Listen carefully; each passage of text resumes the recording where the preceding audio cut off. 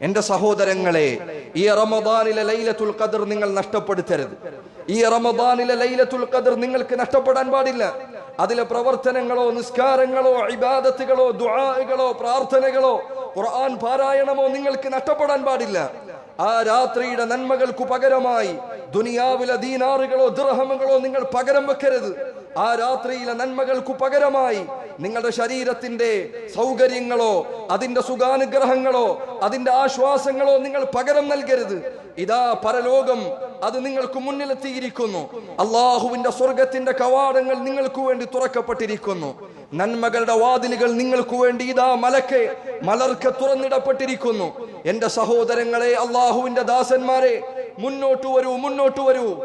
നബി സല്ലല്ലാഹു അലൈഹി വസല്ലം പറഞ്ഞതുപോലെ മലക്കുകൾ വിളിച്ചു പറയുന്നതാണ് റമദാനിലെ രാത്രികളിൽ, യാ ബാഗിയൽ ഖൈരി അഖ്ബിൽ, യാ ബാഗിയൽ ഖൈരി അഖ്ബിൽ. നന്മകൾ ഉദ്ദേശിക്കുന്നവരെ മുന്നോട്ട് വരിക, മുന്നോട്ട് വരിക.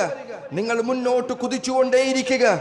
വയാ ബാഗിയ ശർരി അക്സിർ. തിന്മകൾ ഉദ്ദേശിക്കുന്നവരെ നിങ്ങൾ പിടിച്ചു വെക്കുക. നിങ്ങളുടെ തിന്മകൾ അവസാനിപ്പിക്കുകയും അത് നിർത്തിവെക്കുകയും ചെയ്യുക എന്ന് മലക്കുകൾ പറയുന്ന ദിവസമാണിത്.